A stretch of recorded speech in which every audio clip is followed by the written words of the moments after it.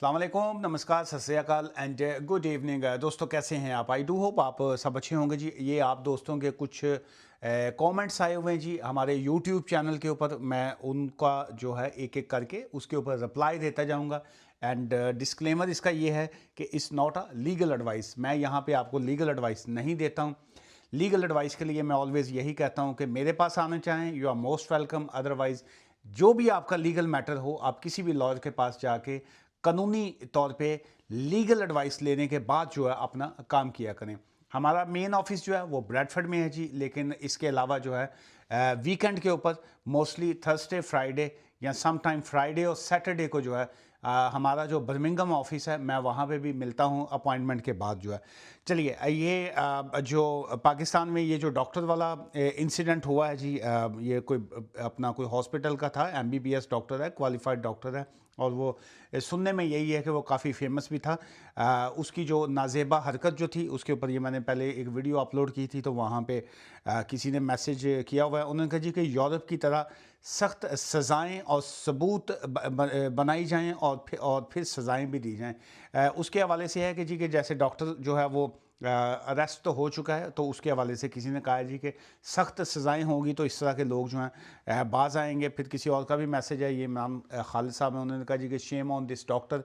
And ये यास्मीन शाहद साहिबा जो शाहद हैं, ये साहिबा उन्होंने भी ये पिछली वीडियो के ऊपर कमेंट्स किए हैं। और ये किसी और ने भी लिखा है जी कि it's very shameful but her husband's point of view are valid. और आगे उन्होंने लाफ्टर भेजा है कि वो उसके जो हस्बैंड था उसका पॉइंट ऑफ व्यू था कि जो तूने हरकत कहता है जो मेरी बुढ़ी ना की थी है, अपनी बीवी और बेटी को बुलाओ, मैं उसके साथ भी यही करूँगा। सो बहरहाल ये इस नॉट अ ये कोई लीगल थिंग्स नहीं होती।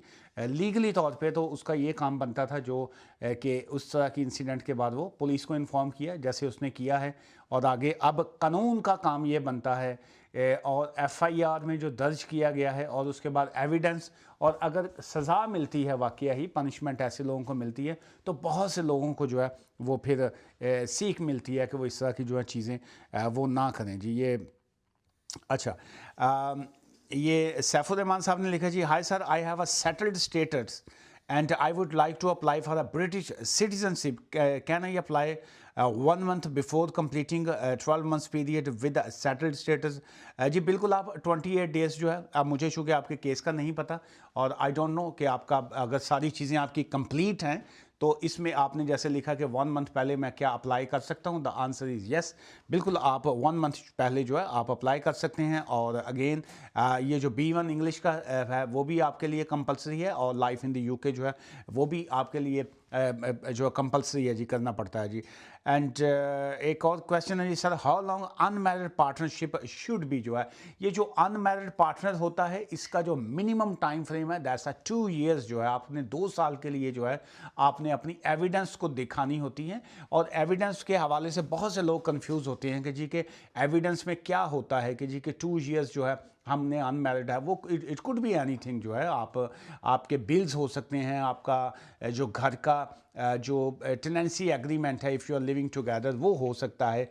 बहुत से लोग जो हैं अगर लेट्स से अगर आपने चूँकि एविडेंस आपने देनी होती है, सो लेट्स से अगर आपने किसी रेस्टोरेंट में खाना खाया है, किसी होटल में स्टे किया है, किसी जगह पे आपकी पिक्चर्स हैं, सो ये बहुत से ऐसे हैं। There is not a single line, कोई इसमें वन लाइनर एविडेंस नहीं है। इसमें आप कोई भी चीज़ें जो है आप उसमें एज एविडेंस जो है वो यूज़ कर सकते हैं। But that minimum time frame is 2 years. जो है 2 साल होना चाहिए कम से कम। जितना ज़्यादा टाइम होता है उतना केस जो है वो स्ट्रॉन्ग होता है जी।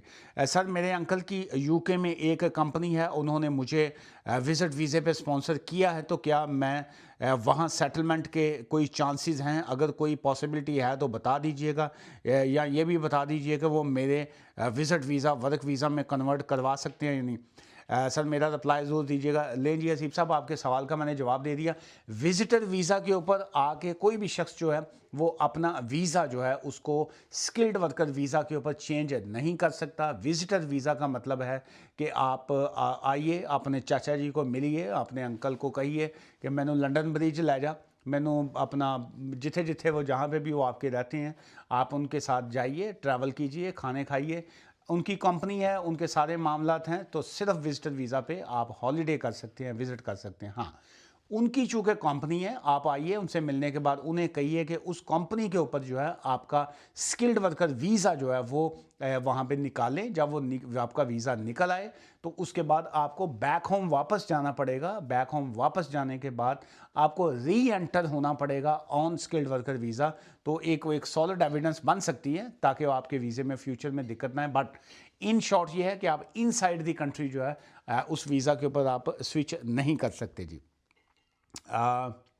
ये एक और मेरी कल परसों की वीडियो थी। अच्छा, ये जो डिफरेंट क्वेश्चन जो मैं पढ़ता हूँ, ये इसको क्या कहते हैं जी, ये जो यूट्यूब का एक होता है जो इसको YT स्टूडियो, जिसको यूट्यूब स्टूडियो कहते हैं, वहाँ पे जितने भी कमेंट्स आए होते हैं वो सारे वन गो में इकट्ठे ही मिल जाते हैं सारी वीडियोस के ऊपर, चाहे वो आज की हो, कल की हो, डिफरेंट वाली ना।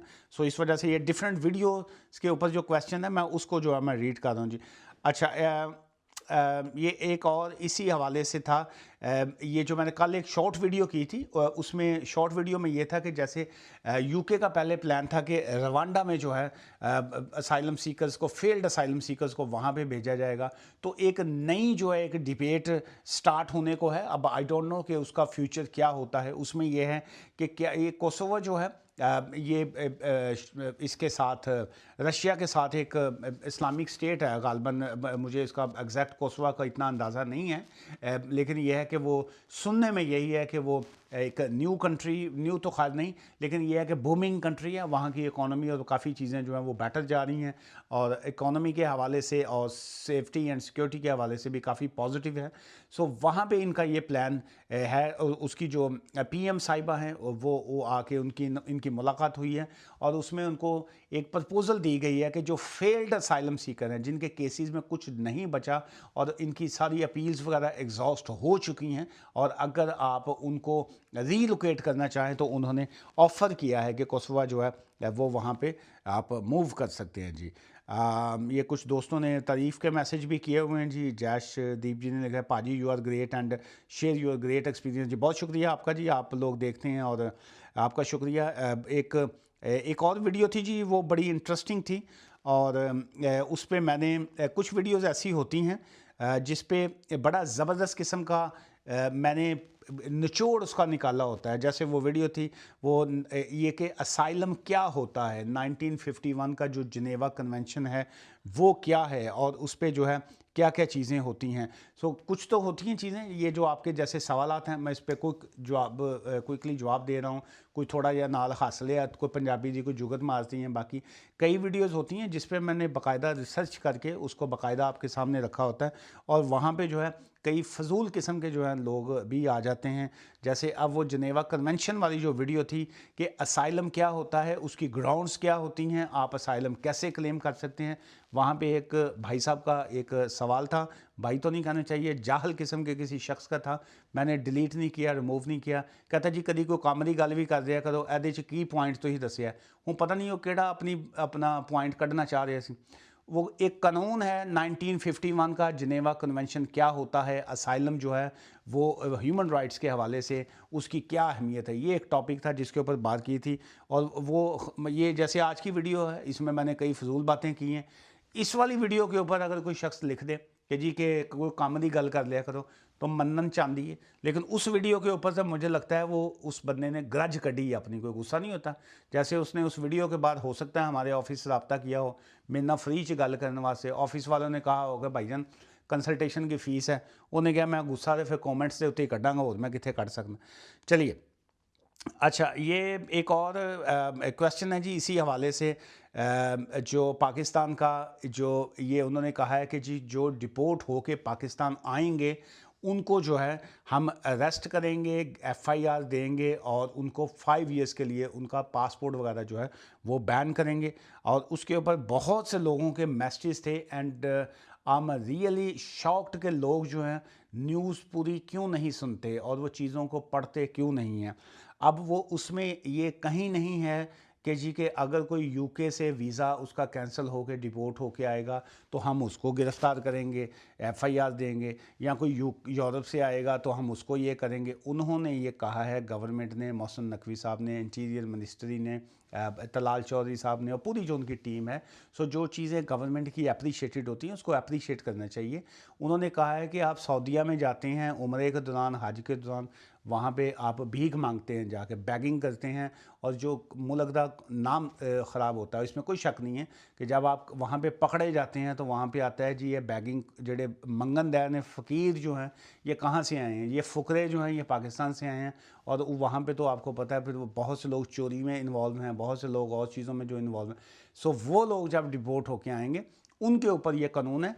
आम लोगों के ऊपर जो इमिग्रेशन के हवाले से, यूके में एक शख्स आया, यूरोप में गया, किसी भी जगह पे गया, उसने असाइलम किया या वैसे ही वो पकड़ा गया, डिपोर्ट हो गया, उसके लिए कोई इस तरह का कानून नहीं है, ना वो उसके ऊपर एफआईआर देंगे ना ही वो करेंगे। हाँ, अगर एक शख्स यूके, यूरोप में या किसी कंट्री में क्राइम्स में इन्वॉल्व है, कोई क्रिमिनल एक्टिविटी की है, कन्विक्टेड है, उसको सज़ा मिली है, उसके बाद अगर वो जाके उसको डिवोर्ट किया जाएगा तो ऑब्वियसली उसके ऊपर जो है वो इस तरह का एक्शन होगा। अच्छा बारी साहब, आपसे गुजारिश है कि मेरा एक दोस्त लंदन आना चाहता है, क्या ऑनलाइन वेबसाइट बताएं जो वीज़ा बासानी अप्लाई करे? बहुत मेहरबानी होगी अगर आपके इसके बारे में एक बेहतरीन मशवरा दे दें। तो देखिए, जो मैं तो चूँकि ख़ुद एक प्रैक्टिसिंग वकील हूँ, मैं तो हम लोग तो क्लाइंट्स के जो इस तरह की एप्लीकेशंस होती हैं, विजिटर वीज़ा हो, स्किल्ड वर्कर वीज़ा हो, स्पाउस वीज़ा, या कोई भी इमिग्रेशन उसका मैटर हो, हम लोग तो ख़ुद उसको डील करते हैं। उनके एप्लीकेशन फॉर्म्स हम लोग ख़ुद फिल करते हैं, ख़ुद उनकी एप्लीकेशन को सबमिट करते हैं, एम्बेसीज़ की अपॉइंटमेंट या बाकी चीज़ें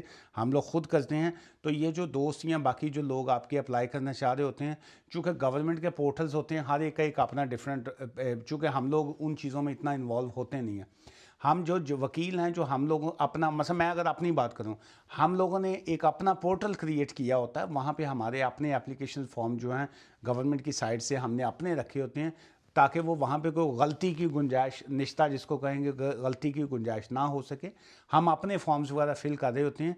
सो हम इस तरह की लोगों को चीज़ें बता नहीं सकते होते कि जी आप फलां जाके वो फॉर्म फिल कर लें, ना लेना ना देना, तो असी एवं ही अपना बस चो चलती बस चो बाह बाहर कढ़ के बाहर थोड़ा लिए। सो इसमें या तो आप किसी भी वकील के पास जाइए, चूँकि जब मैं कहता हूँ लीगल एडवाइस लें तो इट डजंट मीन कि आप मेरे पास ही आएँ, यहाँ पे सैकड़ों और हज़ारों और वकील हैं। लेकिन यह है कि एप्लीकेशन किसी वकील के पास जाके कीजिए, ताकि वो आपको जो है वो प्रॉपर गाइड कर सकें। अगर आप लोग अफोर्ड नहीं करते तो फिर विजिटर वीज़ा लैन की करना है, विजिटर वीज़ा लेके अगर आप लोग फ़ीस अफोर्ड नहीं कर रहे होते हैं। सो इसलिए ये बड़ा मुश्किल होता है बताना कि फ़लाँ फॉर्म आप फिल कीजिए, उसको इस तरीके से फिल कीजिए। सो बहरहाल आपके वीडियो देखने का बहुत शुक्रिया। आज की इस वीडियो से मुझे इजाज़त दीजिए। बहुत से और सवालात हैं, ये स्पॉन्सर लाइसेंस के हवाले से, ये डिपेंडेंट वीज़ा के हवाले से, स्किल्ड वर्कर वीज़ा के हवाले से, और ये जो वीज़ा स्विचिंग के हवाले से, ये वाले जितने क्वेश्चंस हैं मैं कल की वीडियो में जो है उसको शामिल करूँगा। आज की इस वीडियो से मुझे इजाज़त दीजिएगा। फीडबैक लाजमी दिया करें। दुआ में याद रखिएगा। Take care, bye for now जी, थैंक यू जी।